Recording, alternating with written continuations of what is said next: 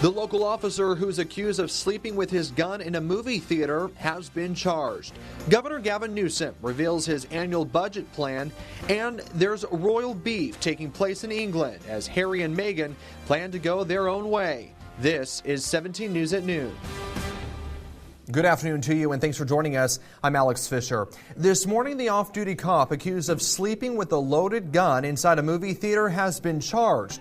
It all happened at Studio Movie Grill in Northwest Bakersfield last month. Police say Officer Douglas Barrier was inside an empty theater with the gun in his lap. Police evacuated moviegoers as a precaution. They say Officer Barrier was under the influence and arrested for public intoxication. Barrier is charged with disorderly conduct. He's scheduled to be in court next Thursday.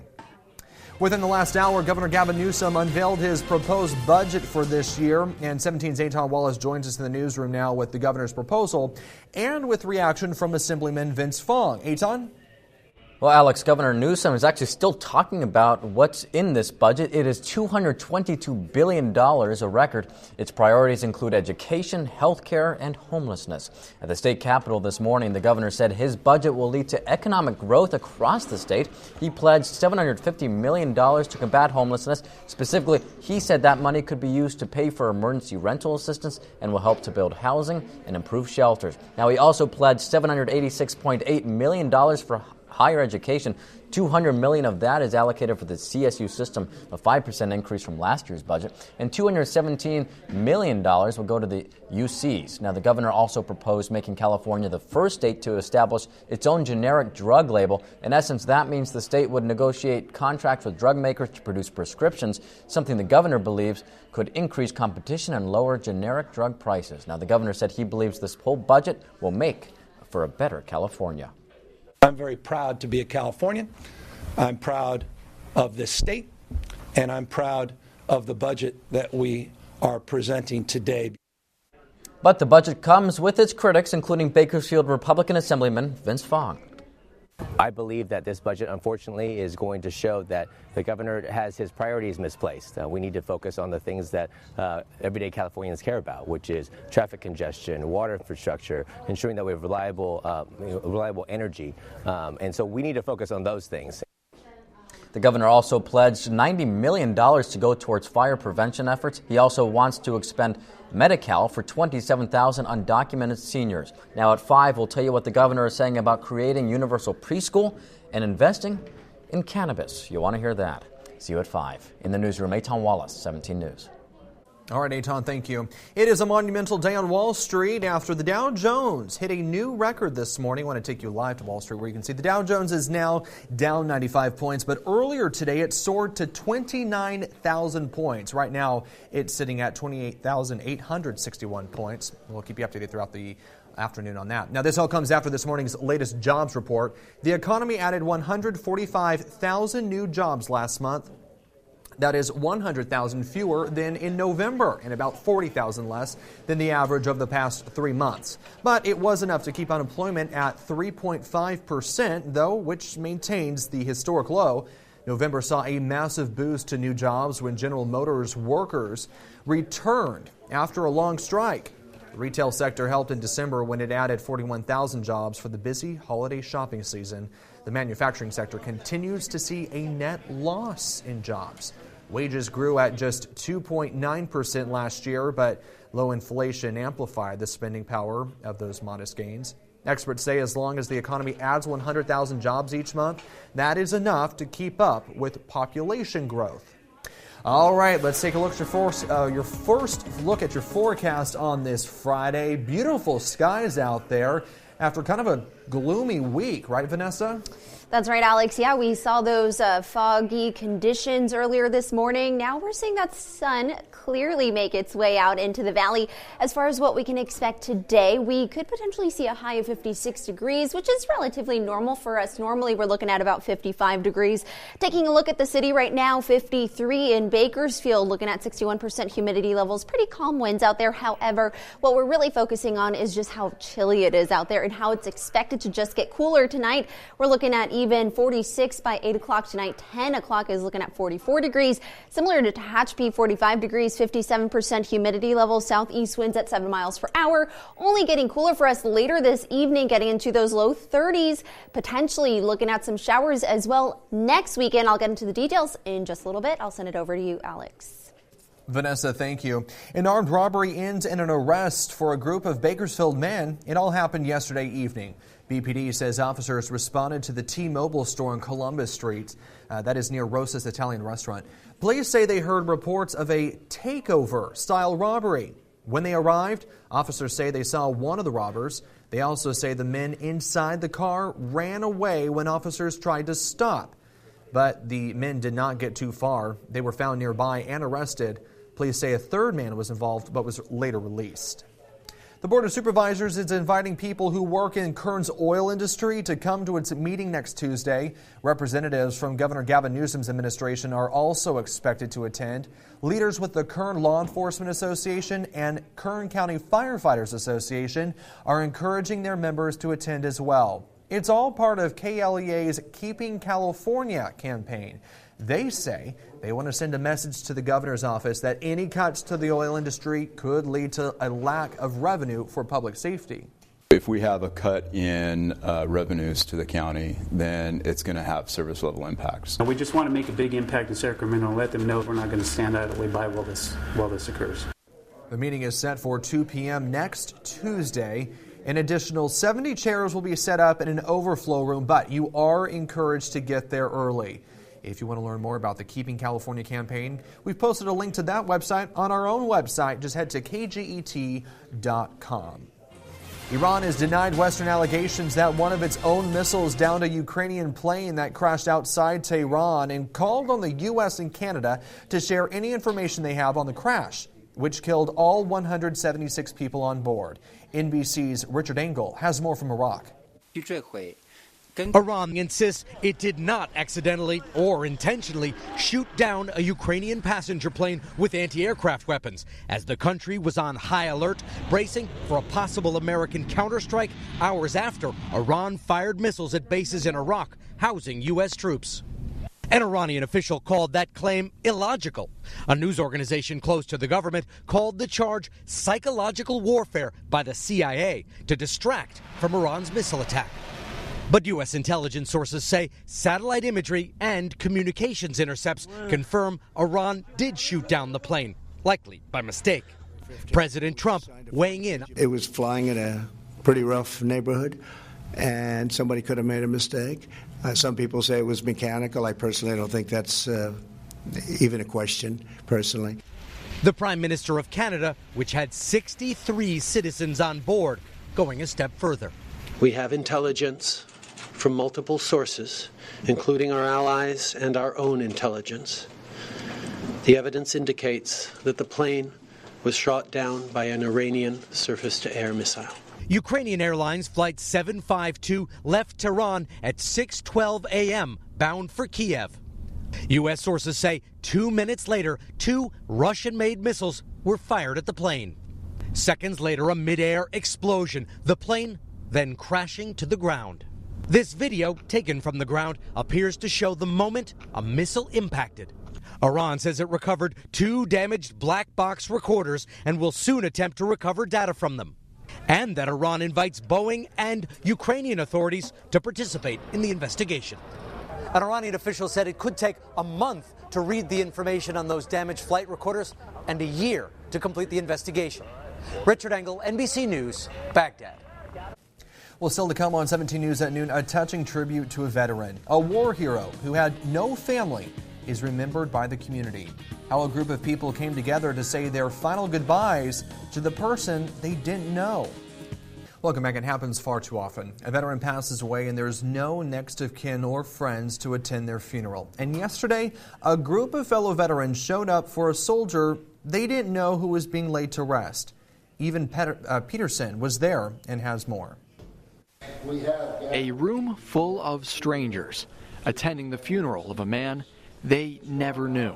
This veteran has aged out of family The group doesn't know much about this man.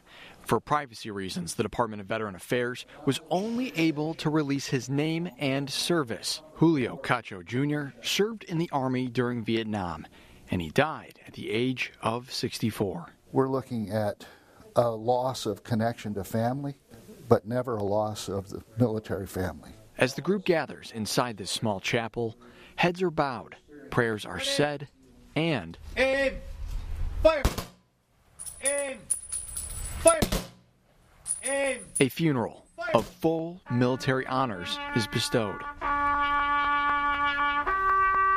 Very good. It's very honoring to make sure that all our veterans are in the same place. They want to be there for their comrades. Attendees are here thanks to a network of veterans who, when they receive word of a veteran funeral with no next of kin, show up to fill that void. You served your country, and that's the best honor you can have, to have somebody come and be at your gravesite. They came as strangers, but they left as family. The military family. It does have meaning, but I don't know. Is a powerful family. Great story like that. All right, let's go ahead and take a look at your forecast on this Friday with Vanessa Dillon in today for Kevin. Happy Friday, everyone. Right now we're looking at the city, 53 degrees, so relatively chilly out there for us. And we're still seeing those calm winds, though. 61% humidity levels with a dew point at 40. Current conditions across the board, we're looking at 45 in Tehachapi, 49 in Roseman, 46 in Mojave, 52 in Lake Isabella. Pretty chilly across the board. A few things to keep in mind for us this weekend. Our weather headlines are looking like we're seeing patchy dense fog through those morning hours this weekend into Monday morning. We're also seeing some overcast making its way into the Kern Mountains in those early morning hours. So something to keep in mind if you are commuting or traveling. It's going to be low visibility for you in those morning hours, as well as fog into this weekend, as I mentioned. Regionally, right now we're seeing 65 in San Diego and also 64 in Los Angeles, 53 in Bakersfield, even 46 in Fresno. Cool conditions across the board for us here. As far as what we can expect into this afternoon, we can see highs of 58 in Morro Bay, 53 in Fresno, 55 in San Francisco. Our air quality 53 AQI at moderate, so not as severe as what we've seen in the past. In the valley right now, we're seeing mostly sunny conditions. We can expect calm winds, 5-mile-per-hour winds, 50s across the board, looking at those mid-50s, really into those lower 40s in those evening hours. Shafter, you're looking at 56, 55 in McFarland, 55 in Wasco as well. In Delano, looking at 56 as well. In the mountains, we're seeing northwest winds at 5 miles per hour, 40s across the board, and even 54 in Lake Isabella, 46 in Tehachapi, 56 in Weldon. And then we see those low 30s in those later evening hours, as I mentioned. In the northeast, winds 5 miles per hour. In the desert, 55 degrees in Ridgecrest, 53 California City, as well as Edwards is looking at 54, 52 in Mojave, and those low 30s. Very chilly evening for you in the desert. As far as the valley goes, some foggy conditions into this weekend. As I mentioned, keep that in mind if you are commuting or traveling. And we see chances of showers by next week. Tuesday, looking at 30% chance, 10 by Wednesday. Thursday, looking pretty likely at 30%. And then we see those mid-50s across the board. And even looking into those fluctuations of 38 by next Thursday being our low, 40 by next Tuesday. In the mountains, something to note is we're seeing windy conditions tomorrow. And then we start to see those breezy conditions pick up by Sunday. And then similarly in the Kern Valley, chances of showers into this next week, 30% breezy, a high of 52 by this Saturday. So at least it's looking gorgeous for us this weekend, sunny skies and breezy. Yeah, I love that forecast for this weekend. Thanks so much, Vanessa. Yeah. All right, well, still to come, more issues for Boeing. New documents show complaints from inside Boeing about the 737 MAX planes. The shocking messages from inside the company about the aircraft before the deadly crashes. KGET Business Watch is brought to you by Grapevine MSP Technology Services, the Valley's leading IT service provider. Welcome back and taking a live look at stocks on this pretty monumental day on Wall Street. The Dow Jones now at 28,843 at one point, passing 29,000 for the first time. Well, newly released documents reveal Boeing employees ridiculing the 737 MAX and its development. The company released over 100 pages of internal messages dating back to 2013 between workers yesterday. Many of the messages include harshly critical comments about the plane, even ridiculing designers and regulators. One person said the plane was, quote, designed by clowns. Another said, quote, would you put your family on a MAX simulator, trained aircraft? I wouldn't. Boeing apologized for the communications, saying they, quote, do not reflect the company we are and need to be, and they are completely unacceptable. The MAX was grounded in early last year following 2 deadly crashes. Boeing is still waiting for regulators' approval to return to flight. Tech's big takeover of Las Vegas comes to a close today. CES wraps up after days of new gadgets, crazy innovations, and a lot of robots. Karen Kafa has more. For most of us, morning begins when coffee is poured. And for those very specific about where that coffee comes from, this app from IBM uses blockchain to trace the beans from farmer to barista. For your morning run, ASIC showing a prototype of a smart shoe with built-in sensors to deliver real-time feedback, slated to debut later this year. After that workout, breakfast. Impossible Foods had CES goers lining up for a taste of its plant-based pork, which debuted at the show. As we look at the global community, pork is the most ubiquitous meat in the world. Thinking ahead to dinner tonight? Leave it to Julia. Cooking Pal's smart countertop unit finds recipes, orders groceries, cooks up ingredients, and cleans itself.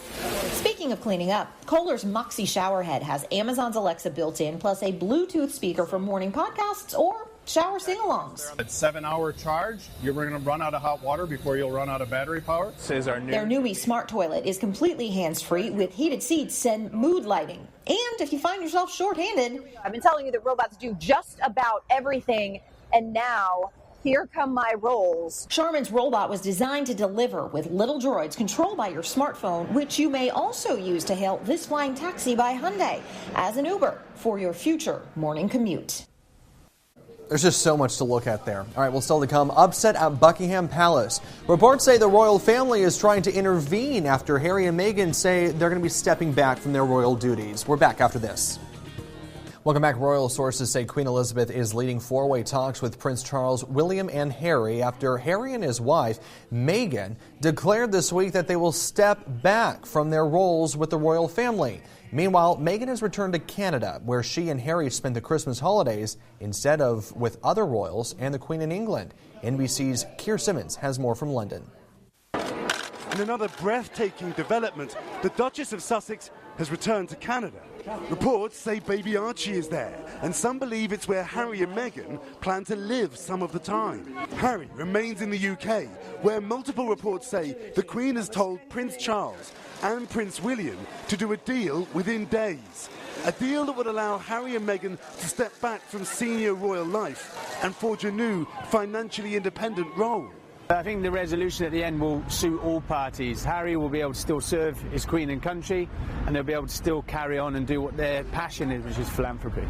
They want to keep their home in Windsor and their royal protection, but take a new approach with the media. Overnight, more details emerging of how their stunning announcement was rushed out. Talks had only just begun when there was a leak. This article in The Sun, headlined, "Harry and Meghan could move to Canada," would have left Harry furious.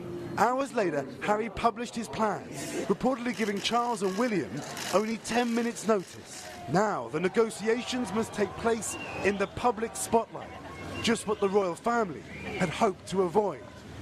And this story does seem to get more bizarre in many ways. Reports that Oprah was advising Harry and Meghan. Oprah herself putting out a statement saying, "Meghan and Harry do not need my help in figuring out what's best for them. I care about them both and support whatever decisions they make for their family." I think in the past week we've seen the two sides of Prince Harry, the petulant side who frankly throws a tantrum when a story is leaked to a newspaper, and the determined side, the man who is loyal to his family and is determined to stand by his family. If nothing else, though, you've got to say, in this land of Shakespeare, we sure know how to put on a drama. Keir Simmons, NBC News, Buckingham Palace, London. Well, it is a new hockey tradition that, quite personally, I absolutely adore. The ceremonial face-off is a long-standing ritual that involved a guest of honor. Take a look. Last night in San Jose, the Sharks called on a pair of service dogs to drop the ceremonial first puck. Finn on the left is a little too young to be fully trained in dropping pucks, so he got a little help from his older buddy Dill. It's on the right. A team effort by man's best friends. The Sharks organization has a partnership with the Canine Companions organization in the Bay Area. And just a reminder, Maddie and I will actually be able to drop the puck at the Condors game tomorrow night at Mechanics Bank Arena at 7 o'clock. So go to our website, kget.com, if you'd like to buy tickets to tomorrow night's Condors game. Unfortunately, I don't think we're going to be as cute as these two who made it onto the ice yesterday. All right, but speaking of dogs, when we come back, we're going to introduce you to our Pet of the Week. Welcome back to the best part of the week, I think. Chuck Nordstrom is in with our Pet of the Week from the Bakersfield SPCA. Good afternoon, Chuck. How are you? I'm pretty good. All right, so you got this guy here, and he's very active, and his name is fitting, I would say. Yeah, his name is Chubby, and he is a little chubby. He is a little chunk here. He is a little Jack Russell Pit Bull mix, 8 weeks old. He's been at the SPCA since he was 4 weeks old. You could hold him all in one hand. You can. When he first came in. And we didn't really have a spot for him at the time, and we needed to have him isolated to make sure that there's no disease or anything. So he spent the first couple of weeks with the kitties. Oh, really? Yeah. So he's had an interesting life at the SPCA, everyone's favorite, sweet and cute. But I got to warn you, lots of energy. Well, okay. Well, speaking of which, he has been very energetic here in the newsroom. I will say he has calmed down a little bit once he kind of gets that out. You know? Now it's time for the puppy nap. Exactly. I think it's time for a nap anyways, right? Yeah. But no, he had a lot of energy at first, but I mean, he's been so good with everyone here too. Oh, he loves people and loves to be handled and play and... Yeah, he's good with the strangers. Yeah, absolutely. Yeah, which is always good news. So is he up for adoption starting... Tomorrow morning at 9:30 when we open. Okay, so he's going to be ready for adoption tomorrow morning. So please give them a call at 323-8353 or just simply go down and you can see all of the mini dogs and cats that are available for adoption at the Bakersfield SPCA. There are so many dogs and cats that are looking for a forever home. Thanks so much for coming in, Chuck. Always appreciate it. Thank you. And thanks for bringing in Chubby. All right, have a good weekend, everyone. We'll see you back here tonight at 5. 17 News, your local news leader, continues 24 hours a day on KGET.com and our 17 News app. In the spirit of the Golden Empire, 17 News.